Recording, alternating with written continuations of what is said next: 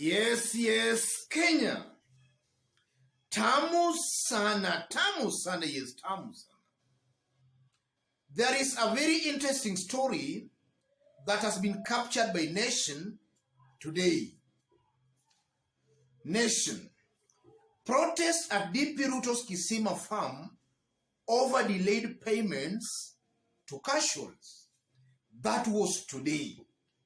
And then sometimes last year, there were also protests in the same area where locals demonstrated and protested, accusing the management of the farm for diverting water to the farm, leaving locals of the area with no water. That was a story sometimes last year, and you can see there, Rutos farm in battle for lake water in Taita Taveta. That was last year. Yes. So in this video, I want us to understand exactly what is happening in William Ruto's Taita Taveta Kisima farm. That's what I want us to find out in this video. In case you've bumped here for the very first time, kindly subscribe, give this video a like. Yes. If you go through that story, we are being told that William Ruto's Kisima farm in Taita Taveta is about 1,000 acres. And it's believed he bought that land from former Taveta Member of Parliament, Basil Criticus. And I know Kenyans can still remember that some years back, Basil Criticus accused the government of irregularly repossessing his land. The aim why the government wanted to repossess that land was to subdivide the land among squatters who are living in that area. Yes. So how it changed hands to William Ruto, that's a story for another day. But in this video, I want us to dwell on the demonstrations by those casual laborers in the farm.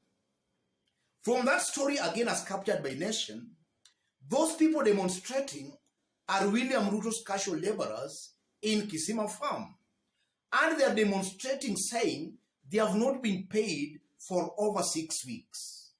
Yes. And some are also demonstrating saying they have been casual laborers for over 5 years. They have not been employed as permanent workers. Yes. Those are just some of the complaints by those people demonstrating. And then if we tie it to what happened last year again, when there were also some demonstrations by locals in the area, accusing the management of the farm of diverting some river water into the farm, leaving locals with no water. I want us to tie these incidences, and then we see exactly what they mean or portend for William Ruto. Yes. From those 20 incidences, William Ruto's hustler narrative is actually being plotted here. Yes. And I'm saying his hustler narrative is being plotted because William Ruto has been campaigning on that platform that is going to form a government with Mama Mboga, a government with Boda Boda, watu wa chini, watu wa viosk. But interestingly enough, or funnily enough, or ironically enough, William Ruto is not showing that actually he's capable of forming that government with these people. The mere fact that his own workers in his own farm, yes, some have been casual laborers for over 5 years, and actually they have not been confirmed as permanent workers. That's what William Ruto's narrative of forming the government with this type of people. And then again, in most occasions, casual laborers are either being paid on a daily basis or on a weekly basis. Let's say maximum 2 weeks. But now to find casual laborers not being paid for over 6 weeks, that is an indication that either the company is doing very badly financially, or the management of the company is just taking advantage of those poor laborers. They don't just want to pay those poor laborers. And we have been seeing William Ruto actually going around the country distributing millions, giving some handouts. But funnily enough, his own workers, his own laborers in his own company are not being paid. Yes. So it's just an indication that William Ruto is just playing some clever and cunning politics by cheating the unsuspecting Kenyans that actually is going to form a government with them. But the truth of the matter, going by these incidences, is that if William Ruto forms the government, then most likely he won't care about these people at the lower end of the pyramid.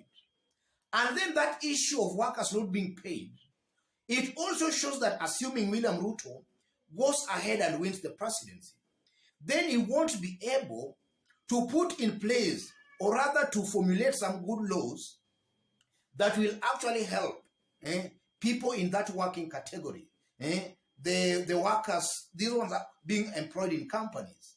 Assuming William Ruto goes ahead and forms the next government, then if these incidents are anything to go by, then it just shows that William Ruto won't be able to formulate good policies or to help put in place good laws that will actually uplift the livelihood of such kind of workers. So that also is a big blow on William Ruto's ability in terms of labor laws, good labor laws that will actually benefit the working population in Kenya.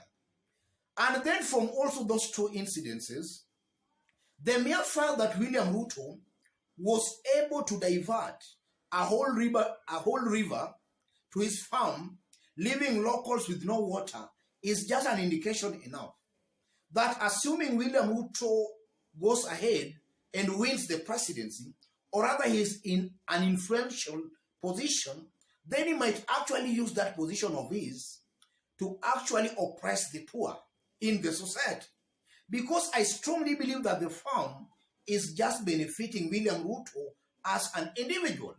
But the river water that might have been diverted to the farm, to William Ruto's farm, that river, in my considered opinion, was benefiting millions of Kenyans in that area. So that's another confirmation that if William Ruto becomes the president, then actually might use his position to oppress the poor, to oppress the majority. And that comes out very clearly looking at those two incidences. And then, ladies and gentlemen, even before I conclude, if again you look at the brand of politics William Ruto is playing, sometimes, I think last year, William Ruto encountered a mama mboga, a lady who was selling maize in Machakos. And I hope Kenyans can still remember that story. Upon William Ruto encountering that lady in Machakos, William Ruto invited the lady to his current office.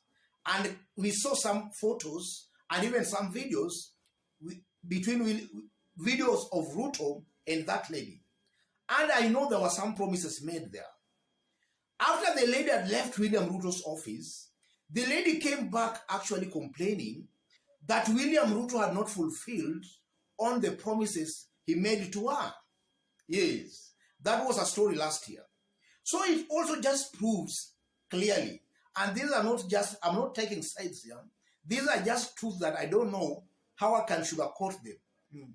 Those indications are showing clearly well that William Ruto, even if he becomes the president, this thing of forming a government with Mama Mboga, these are just lies.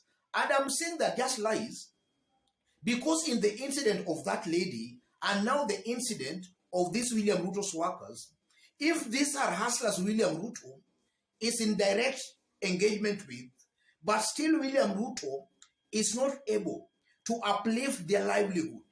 Yes. These are people he is interacting with directly. A group of people through his company, Kisima Farm, and then that Mama Mboga, he actually sat down with that lady one-on-one.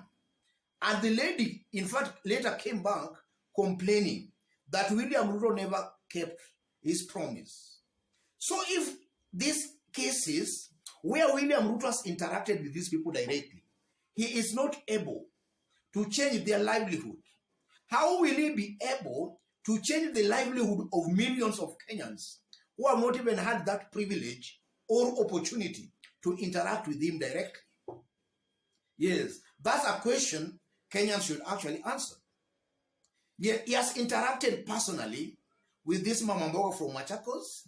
Mama Mboga later came back crying that Ruto never fulfilled the promise.